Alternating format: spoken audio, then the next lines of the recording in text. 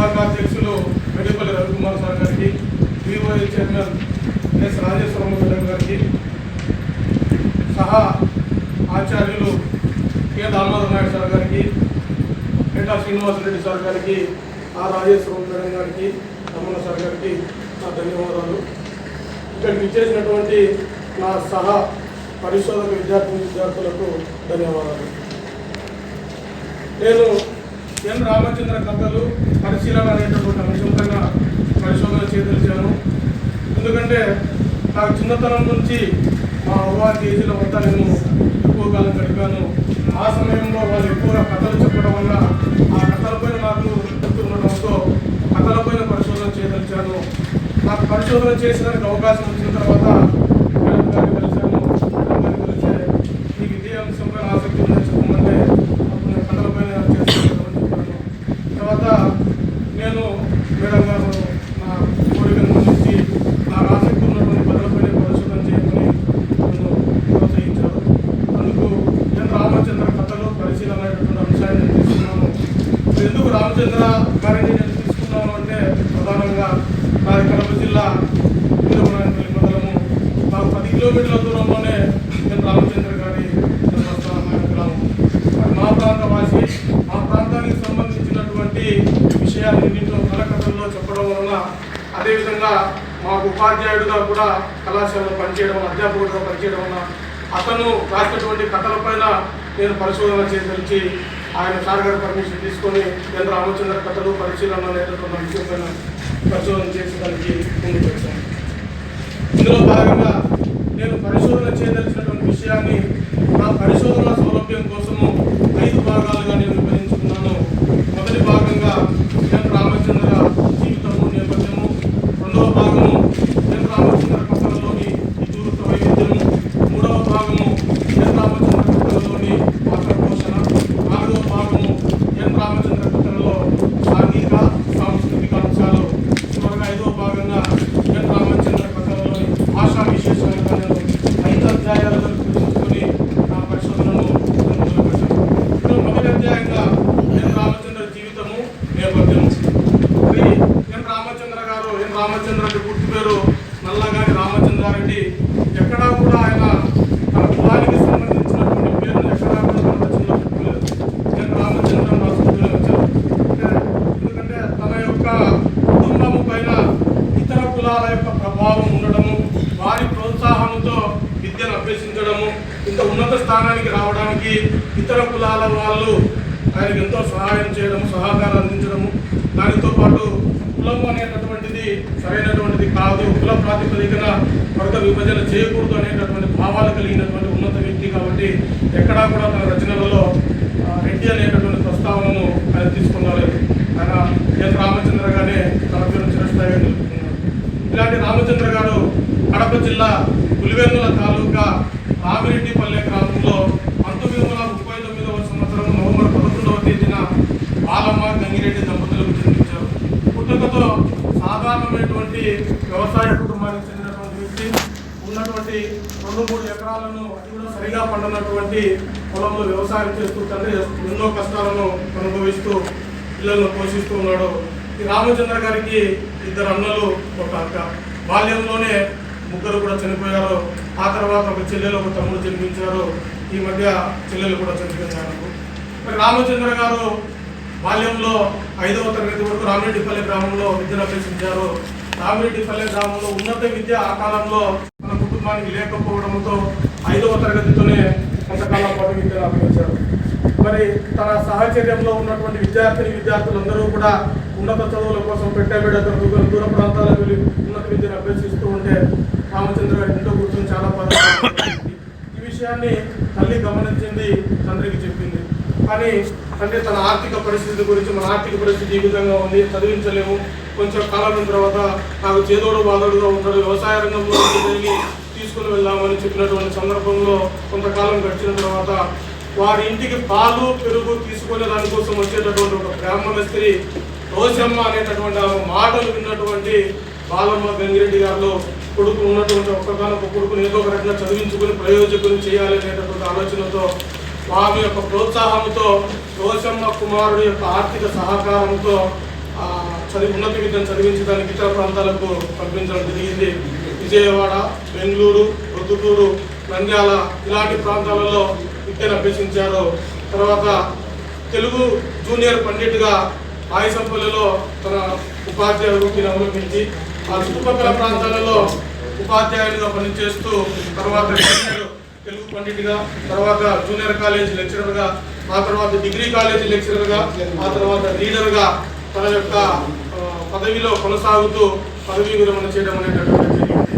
మొదటి నుంచి విమర్శకుడుగా ఉన్నటువంటి రామచంద్ర గారు మధ్యలో ఇతర కవుల యొక్క ప్రభావం వలన సామాజిక పరమైనటువంటి విషయాలను పరిశీలించి సమాజంలో ఉన్నటువంటి విషయాలను కథల రూపంలో ప్రజలకు తెలియజేయాలి, ప్రజలను చైతన్యవంతులను చేయాలి అనేటటువంటి ఉద్దేశంతో కథలను ఒక మార్గంగా ఎన్నుకొని ఆయన కథలను రచించడానికి మొదలుపెట్టాడు. అందులో కథానిక ప్రస్థానము, స్వప్నచారులు, మనిషి ఇంటూ మనిషి, మాపల్లి ముచ్చట్లు, కథానిక ప్రస్థానం లాంటి 7 పుస్తకాల కథల సంపుటాలు రచించారు. అందులో 96 కథలను ఆయన నిక్షిప్తం చేయడం అనేటటువంటిది జరిగింది.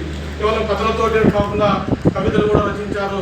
కోయిలమ్మ పదాలు, వాటితో పాటు సర్వాంతర్యామి, సీమ సాంప్రదాయ వాంగ్మయ చరిత్ర లాంటి రచనలు కూడా చేశాడు.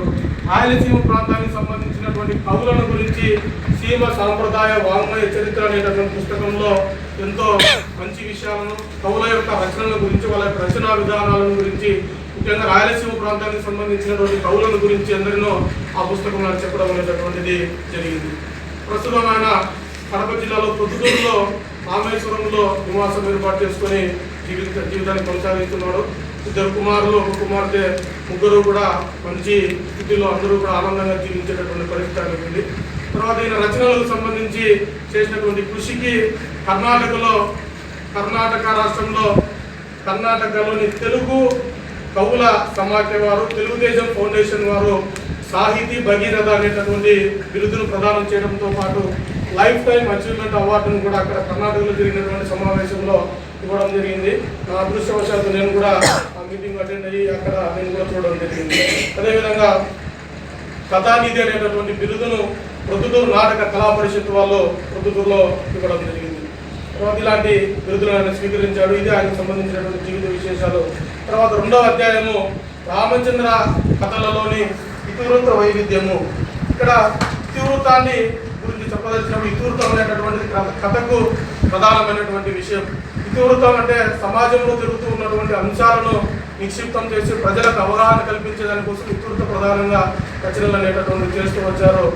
రామచంద్ర గారు తాను రచించినటువంటి కథలను అన్నింటినీ పరిశీలించి వాటిని కొన్ని భాగాలుగా విభజించుకున్నాడు. ఇతివృత్త ఆధారంగా చేసుకుని ఆదర్శవంతమైనటువంటి కథలు, కుటుంబ సంబంధమైనటువంటి కథలు, నీచ పాత్రలకు సంబంధించినటువంటి కథలు, తర్వాత స్త్రీల కథలు, బాలల కథలు, కులాంతర కథలు, శ్రామిక కథలు అనేటటువంటి పేరుతో నేను వర్గీకరించుకుని కథలను పరిశీలన చేయడం జరిగింది. మొదటి భాగంగా ఆదర్శవంతమైనటువంటి కథలు. సమాజంలో ఎన్నో రకాలైనటువంటి మనస్తత్వాలు కలిగినటువంటి మనుషులను మనము చూస్తూ ఉంటాం. అందులో మంచి వాళ్ళు ఉన్నారు, చెడ్డవాళ్ళు ఉన్నారు.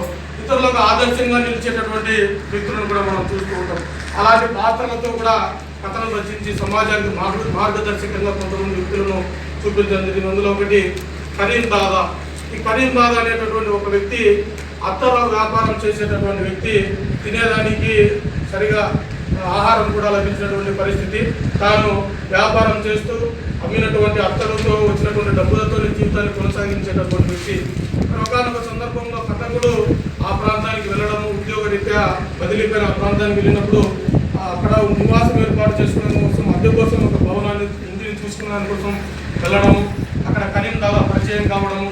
ఈ కరీం దాదా కథకునికి ఇంటికి సంబంధించినటువంటి వెతికి అతని సరైనటువంటి ఇల్లును చూపించి వెళ్ళడము, తక్కువ ధరలో ఇంటిని మాట్లాడము, ఆయన సరుకు తన యొక్క లగేజ్ అంతా తీసుకొని వస్తానని చెప్పి వెళ్ళడము, ఆయన తిరిగి వచ్చేటటువంటి సమయానికి ఇంటినంతా శుభ్రపరిచి వాళ్ళు వచ్చిన తర్వాత ఇచ్చినటువంటి వస్తువులన్నింటినీ సక్రమంగా సర్ది పెట్టడము, తర్వాత వాళ్ళకి కావాల్సిన ఆహారం అందించడము, ఆ కథకుని యొక్క కుమార్తెను తన కుమార్తెలాగా భావించి బాగా ఆడించడము, ఆ పాపను పాఠశాలకు తీసుకుని లాంటివన్నీ చేస్తూ ఉండేవాడు. ఒకనొక సందర్భంలో కరీం దాదా యొక్క కుమార్తెకు పెళ్లి జరుగుతూ ఉంటే ఆమెకు అంటే తన కుటుంబానికి ఇంత సేవ చేస్తూ ఉన్నాడు అని చెప్పి కథకుని యొక్క భార్య ఆ కరీం దాదా కుటుంబానికి ఏదో ఒక బంగారు రూపంలో ఒక కానుక ఇవ్వమని చెప్తే కథకుడు దాన్ని వ్యతిరేకిస్తాడు.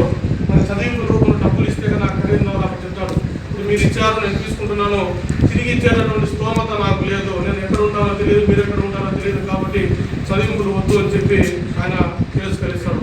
తర్వాత మధ్యాహ్నం భోజన సమయానికి సంబంధించి బిర్యానీ, దాల్చి ఇలాంటివన్నీ తీసుకుని వెళ్ళి అక్కడ కథకుని యొక్క కుటుంబానికి ఇవ్వడము. ఆ సందర్భంలో కథకుడు తాను చేసినటువంటి తన అంతరంగా భావించేటటువంటి ఆలోచన తప్పు అనేటటువంటి భావనతో రావడము, ఇద్దరి మధ్య సఖ్యత కూడడం, అందరూ కూడా ఆనందంగా జీవించడం అనేటువంటి విషయాన్ని అక్కడ చెప్పారు. అంటే కేవలం ఆర్థికపరమైనటువంటి సంబంధాలే కాకుండా ప్రేమ, అభిమానం, ఆప్యాయత ఇలాంటి వాటితో ఒకరికి ఇంకొకరు సహాయం చేసుకుంటూ జీవించేటటువంటి విధానం ఉండాలి అని చెప్పి ఆదర్శవంతంగా కరీం దాదా పాత్రలో చెప్పాడు. తర్వాత కుటుంబ సంబంధమైనటువంటి కథలు, సమాజంలో కుటుంబం ప్రధానమైనటువంటి పాత్ర పోషిస్తుంది. కుటుంబంలో తల్లి, తండ్రి, సంతానము, తర్వాత పెద్దవాళ్ళ అవ్వ, తాత, చేసి, అబ్బాయి లాంటి వాళ్ళు ఉంటారు. ఇలాంటి కుటుంబాలకు సంబంధించి కూడా మనం వర్గీకరణ చేస్తాం. ఉన్నత, మధ్య, అధం అనేటటువంటి విధాలు. మరి మధ్యతరగతి కుటుంబాలు భారతదేశంలో ఎక్కువగా మనం చూస్తూ ఉంటాము. ఈ మధ్యతరగతి కుటుంబీకుల యొక్క ప్రజల జీవన విధానం అనేటటువంటిది చాలా కష్టంతో కూడుకొని ఉంటుంది. ఆర్థికపరమైనటువంటి ఇబ్బందులు, సామాజిక పరమైనటువంటి ఇబ్బందులు, సాంఘిక పరమైనటువంటి ఇబ్బందులు దాన్ని ఎన్నో కూడా కనిపిస్తూ ఉంటాయి. ఇలాంటి సందర్భంలో ఒక కథ మధ్యతరగతి మహాస్వప్నము. మధ్యతరగతి కుటుంబంలో ఉండేటటువంటి వాళ్ళు ఏ విధంగా ఆలోచిస్తారో, తమ పిల్లలను ఏ విధంగా చదివించాలనేటటువంటి కోరిక కలుగుతుంది. మరి ఆ సందర్భంలో తల్లిదండ్రుల యొక్క ప్రవర్తన పిల్లలపైన ఏ విధంగా ఉంటుంది, ఇలాంటి విషయాల గురించి అక్కడ చెప్పడం జరిగింది. మధ్యతరగతి మహాస్వప్నం అనేటటువంటి కథలో మురళీ, సుగుణమ్మ అనేటటువంటి దంపతులకు రమణ అనే కుమార్తె జన్మిస్తాడు. ఒక కుమార్తె ఉంటుంది. మంచి విద్యాభ్యాసం కలిగినటువంటి వ్యక్తి, బాగా చదువుతూ ఉంటాడు. 10వ తరగతి పరీక్ష రాశాడు. సెలవుల్లో బాగా ఆడుకోవాలనేటటువంటి కోరికతో క్రికెట్ బ్యాట్, ఈత ఇవన్నీ కూడా ఆడుకోవాలనుకుంటాడు. కానీ తండ్రి మన మధ్యతరగతి కుటుంబానికి చెందినటువంటి వాళ్ళము, ఉన్నత చదువులు చదివించలేము కాబట్టి రెసిడెన్షియల్ కళాశాలలో కానీ పాలిటెక్నికల్ కళాశాలలో కానీ అడ్మిషన్ వస్తే, ఉచితంగా అడ్మిషన్ వస్తే మనకు కుటుంబానికి చేదోడు వాదోడుగా ఉంటుంది, ఆర్థికపరమైనటువంటి సమస్యలు ఉండవని చెప్పి సెలవుల్లో ఆడుకోనివ్వకుండా ఈ పరీక్షల కోసము ప్రిపరేషన్, శిక్షణ ఇప్పిస్తాడు. మరి శిక్షణలో పరీక్ష రాస్తాడు. తర్వాత 10th క్లాస్ పరీక్ష ఒక సబ్జెక్టు పేపర్ లీక్ అయింది అని చెప్పి ఆ పరీక్షను మళ్ళీ తిరిగి నిర్వహించడము, ఆ పరీక్ష కోసం మళ్ళీ చదవడము, పరీక్షను మళ్ళీ రాయడము. ఈ సందర్భంలో పాలిటెక్నిక్ పరీక్ష రిజల్ట్ వస్తాయి, రెసిడెన్షియల్ ఎంట్రన్స్ టెస్ట్కి సంబంధించిన రిజల్ట్స్ వస్తాయి. కానీ ఆ రిజల్ట్లు ఎక్కడా కూడా రమణ యొక్క నెంబర్ కనిపించదు. రాత్రి తీవ్రమైనటువంటి ఆవేశంతో మురళి తన కుమారుని క్రికెట్ బ్యాట్తో కొట్టడం జరుగుతుంది. చదువుకోకుండా కేవలం మాటలపైనే దృష్టి నిలిపావని చెప్పి చివరికి చివరి నుండి రక్తం వచ్చి ఆ కుమారుడు చనిపోతాడు. మరి ఉదయం పేపర్లో వచ్చిన తర్వాత పేపర్లో స్టేట్ వైడ్ 38వ ర్యాంక్ వస్తుంది రమణకి. తర్వాత బాధపడతాడు. కొన్ని ఇలాంటి సందర్భాలు మనం కూడా చూస్తూ ఉంటాం. రిజల్ట్స్ వచ్చినప్పుడు ఇప్పుడు ఆన్లైన్ సిస్టమ్ వచ్చింది కూడా మనం చూసుకుంటున్నాం. గతంలో ఏంటంటే పత్రికల్లో రిజల్ట్స్ వచ్చేటటువంటివి, ఆ పత్రికల్లో చూసే మనం రిజల్ట్స్ను తెలుసుకునేటటువంటి వాళ్ళం. మరి కొన్ని సందర్భాల్లో పత్రికలు ప్రచురించేటటువంటి సందర్భంలో చిన్న చిన్న తప్పిదాలు కూడా జరుగుతూ ఉంటాయి. అలాంటి సంఘటన మా జీవితంలో కూడా జరిగింది. మా చిన్నమ్మ కొడుకు 10th క్లాస్ పరీక్ష రాసినప్పుడు రిజల్ట్ పేపర్లో నెంబర్ రాలేదు, కానీ ఉదయం వచ్చిన తర్వాత రిజల్ట్ వాళ్ళ పేరు ఉంది. రాత్రే మనస్తాపాన్ని కూడా రైలు కింద పడి చనిపోయాడు 98వ సంవత్సరంలో. ఇలాంటి సమాజంలో జరుగుతూ ఉంటాయి అనేటటువంటి విషయాలను మన కథలో చూపించడం అనేటటువంటిది జరిగింది. ఆ తర్వాత వంచన కథలు, ఇతరులను వంచేటటువంటి విధానానికి సంబంధించిన కొన్ని విషయాలు అంటే సమాజంలో మన గతం ముందుగానే చెప్పుకున్నాము. మంచి వాళ్ళు ఉంటారు, చెడ్డ వాళ్ళు ఉంటారు, అలాగే ఇతరులను మోసం చేసేటటువంటి వాళ్ళు కూడా ఉంటారు. అలాంటి వాళ్ళని గురించి తమ కథల్లో కూడా చెప్పడం జరిగింది. నగేశం అనేటటువంటి కథలో నగేశం అనేటటువంటి వ్యక్తి శివాని భార్యాభర్తలు. ఈ శివాని కండక్టర్ ఉద్యోగం చేస్తూ ఉంటుంది. నగేశం ఎలాంటి ఉద్యోగం లేకుండా ఉంటాడో చివరికి ఇతరులను మోసగించేటటువంటి విధానానికి అలవాటు పడి ఇతరుల దగ్గర నుంచి డబ్బులు తీసుకుని ఉద్యోగాలు ఇప్పిస్తానని చెప్పి నాకు రాష్ట్ర వ్యాప్తంగా అనేక మంది అధికారులతో మంచి పరిచయాలు ఉన్నాయని చెప్పి వాళ్ళతో నేను ఉద్యోగాలు ఇప్పిస్తానని చెప్పి లక్షల రూపాయల మొత్తంలో డబ్బులు తీసుకోవడము, చాలామంది ఆయన చేతుల్లో మోసపోవడము, చివరికి తాము మోసపోయిన విషయం తెలుసుకున్న తర్వాత ఆయన పై కేసు పెట్టడము, ఆయన తప్పించుకొని మరొక ప్రాంతానికి వెళ్ళడము, ఇలాంటి ఆ మోసానికి సంబంధించినటువంటి కథలను కూడా రామచంద్ర గారు తన కథల్లో చెప్పారు. అదేవిధంగా స్త్రీల కథలు, సమాజంలో స్త్రీ పురుషుడు సమానం అనేటటువంటి భావన కలిగినటువంటి వ్యక్తి. పురుషులకు ఎంత స్థానం ఉంటుందో స్త్రీలకు కూడా అంతే స్థానం కల్పించాలని, కాకపోతే సమాజంలో స్త్రీలు ఆర్థికంగా, సామాజికంగా ఇలాంటి విషయాలలో వెనుకబడి ఉన్నారు అనేటటువంటి ఉద్దేశము తన రచనలో చెప్పడం అనేటటువంటి జరిగింది. అందులో ఒకటి మనిషి కాటు అనేటటువంటి కథలో శివమ్మ పాత్రను ప్రధానంగా చేసుకొని చెప్పాడు. ఎరికలప్ప అనేటటువంటి వ్యక్తి ఏ మాత్రం లోక జ్ఞానం లేనటువంటి వ్యక్తి, మెంటల్లీ రిటార్డెడ్ అన్నట్టు బాగా డబ్బు ఉన్నటువంటి వ్యక్తి. శివమ్మ తండ్రి ఆ ఎన్నికలప్పకి ఇచ్చి తన కూతురు వివాహం చేస్తే కదా అతని యొక్క ఆస్తి అంతా కూడా తనకే సొంతమవుతుంది అనేటటువంటి ఆలోచనతో కూతురు యొక్క జీవితాన్ని గురించి ఏమాత్రము ఆలోచించకుండా ఎన్నికలప్ప వివాహం చేయడము, ఎన్నికలప్ప కొంతకాలానికి చనిపోవడము, ఆ తర్వాత తీవ్ర మనస్తాపానికి గురై శివమ్మ కూడా ఆత్మహత్య చేసుకోవడం, ఇలాంటి స్త్రీలకు సంబంధించినటువంటి అంశాలను కూడా తన కథల్లో చెప్పాడు. అదేవిధంగా ప్రేమ సంబంధమైనటువంటి కథలు. ఈ ప్రేమ అనేటటువంటిది స్త్రీ పురుషులకు సంబంధించినటువంటిది, లింగ భేదంగాను, అదేవిధంగా మరికొన్ని సందర్భాలలో ప్రాంత ప్రాధాన్యంగా కూడా ఉంటుంది. ఒక ప్రాంతం అంటే మనకి ఇష్టమైనటువంటి ఉద్దేశం, ఒక జాతికి సంబంధించినటువంటి విషయాలు, చెప్పదలుచుకున్నటువంటి విషయాన్ని సూక్ష్మంగా చెప్పేటటువంటి ప్రయత్నం చెప్పుకుంటాం. అల్పార్థంలో అనల్పార్థ రచనగా మనం అక్కడ చెప్పుకోవచ్చు. తక్కువ మాటల్లో విశాలమైనటువంటి అర్థాన్ని చెప్పేటటువంటి ప్రయత్నం. అలాంటివి కూడా ఇలా రచనలో మనం గమనించవచ్చు. దినదిన గంధము, వైకుంఠపాలి, పురాణాల పుట్ట, మాయా మర్మం, పునర్జన్మ, కనుచూపు మేర, టాటా జాతీయాలను గురించి ఇలాంటి జాతీయాలను కూడా ఆయన తన రచనలో ఉపయోగించారు. ఆ తర్వాత సామెతలు. సమత అనేటటువంటి సంస్కృత పదం నుంచి సామెత అనేటటువంటి పదం వచ్చింది. సామెత అంటే దృష్టాంతం లేదా పోలిక. మనం చెప్పాలనుకున్నటువంటి విషయానికి సమానమైనటువంటి ఒక వాక్య రూపంలో ఆ అర్థాన్ని స్ఫురింపజేసేటట్లు చెప్పేటటువంటి విషయాన్ని మనము సామెతగా చెప్పుకుంటాం. ఇలాంటి సామెతలు ఎన్నో మన రచనలో చెప్పాడు.